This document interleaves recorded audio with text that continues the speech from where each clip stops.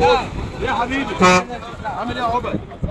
دلوقتي شايف السمكه دي اقول عليها سمكه. اه دي استنى بقى. ورينا يا عبد. العبد انت خد بالك ربنا هيكرمك. بص بقى السمكه دي مسممه. مسممه مش في الاكل، في الشوكه.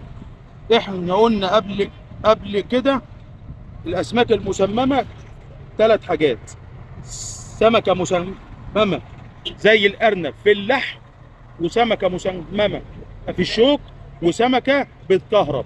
دي بقى مسممه في الشوك. واحده اهي، وفي البطن اهي،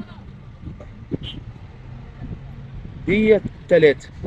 اللي تشك الشكه بتاعتها وبالذات بتاعت ايه الظهر، دي اسمها ايه؟ سمكه الجلخ. سمكه الجلخ. السمكه ديت مهاجره. السمكه ديت مهاجره في البحر الاحمر، ولسه داخله في البحر المتوسط، ما بلاش 4 5 سنين. بصوا خلي بالكم منها. السمكه ديت زي جامد. ما تنسوش الصلاه على النبي.